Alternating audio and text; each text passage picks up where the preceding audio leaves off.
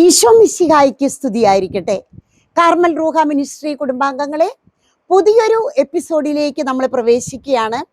ഇന്ന് മുതൽ ദൈവവചനം ഇരുതലവാൾ എന്നൊരു എപ്പിസോഡ് ആരംഭിക്കുകയാണ്. ഹെബ്രായർക്ക് എഴുതിയ ലേഖനം അധ്യായം 4:12 തിരുവചനം. വെളിപാട്, യോഹന്നാൻ ലഭിച്ച വെളിപാട് എന്ന പുസ്തകം കേൾക്കുമ്പോൾ തന്നെ എല്ലാവർക്കും അത് വായിക്കാൻ ഒരു ഭയപ്പാടാണ്.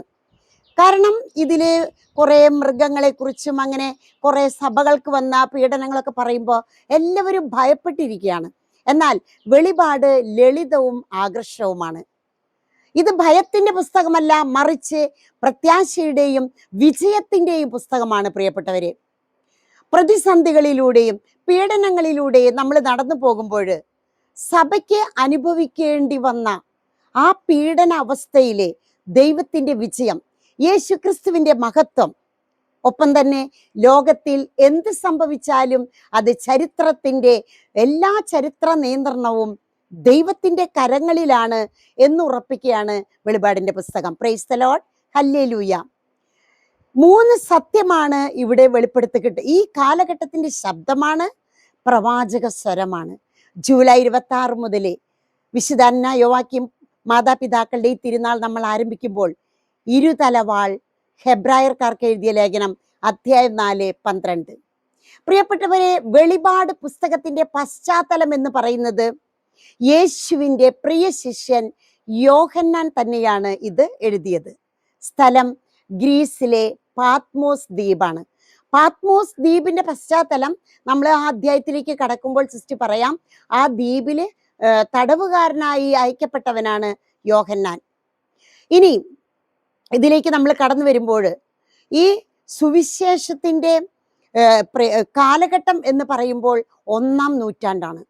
റോമൻ ചക്രവർത്തിയായ ഡൊമീഷ്യൻ ചക്രവർത്തി ക്രിസ്ത്യാനികളെ ക്രൂരമായി പീഡനങ്ങൾ കേൾപ്പിച്ചിരുന്ന ഒരു കാലഘട്ടം. സഭ പ്രതിസന്ധികളിലൂടെ പീഡന സഭയായിട്ട് കടന്നു പോകുന്ന കാലം.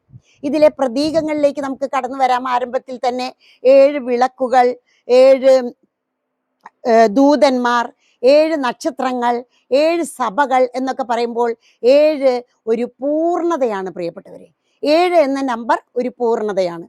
അതുപോലെ തന്നെ 12 എന്ന സംഖ്യ ദൈവം തന്ന ഒരു പൂർണ്ണ, അല്ലെങ്കിൽ 12 ഗോത്രങ്ങൾ, 12 അപ്പസ്തോലന്മാർ, ഇതെല്ലാം ഒരു പൂർണ്ണ നമ്പറാണ് 12-7. മറ്റൊരു പ്രതീകമാണ് കുഞ്ഞാട്.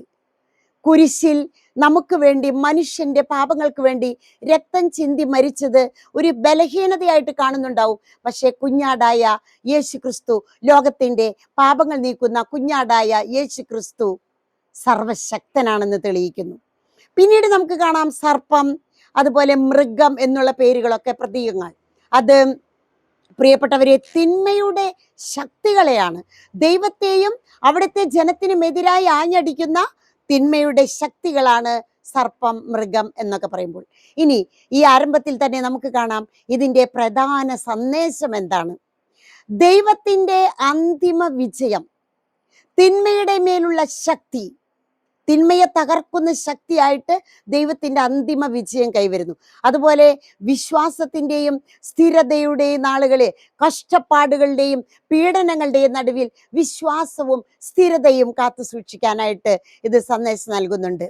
വീണ്ടും പറുദീസായിൽ നഷ്ടപ്പെട്ട ജീവവൃക്ഷം, പറുദീസ, പുതിയ ജെറൂസലം, നമുക്കറിയാം ഹെവൻലി ജെറൂസലം എന്ന് വേണമെങ്കിൽ നമുക്ക് പറയാം. പുതിയ യുഗം, ഒരു പ്രത്യാശയുടെ കാലഘട്ടം എന്ന് നമുക്ക് വേണമെങ്കിൽ പറയാം. അതാണ് കണ്ണുനീരിൻ്റെയും വേദനയുടെയും എല്ലാം നാളുകൾ മാറി പ്രത്യാശയുടെ പുതിയ ആകാശവും പുതിയ ഭൂമിയും വെളിപാടിൻ്റെ പുസ്തകത്തിലൂടെ കടന്നു പോകുമ്പോൾ നമുക്ക് കാണാനായിട്ട് സാധിക്കും. അതുകൊണ്ട് തന്നെ ഇത് പ്രത്യാശയുടെയും വിജയത്തിൻ്റെയും ഒരു പുസ്തകമാണ്. സ്നേഹത്തിൻ്റെ കാവ്യമാണ് ഇതിൽ എഴുതിയിരിക്കുന്നത്. വിശുദ്ധ യോഹന്നാനോടൊപ്പം നമുക്ക് വിശുദ്ധ യോഹന്നാൻ ലഭിച്ച വെളിപാടിലൂടെ ഈ ദിവസങ്ങളിൽ കടന്നു പോകാം. ആമേൻ. കേട്ടുകൊണ്ടിരുന്ന എല്ലാവരും അനുഗ്രഹിക്കട്ടെ. എല്ലാവരും ഇത് മറ്റുള്ളവർക്ക് ഷെയർ ചെയ്യുക. ആമേൻ.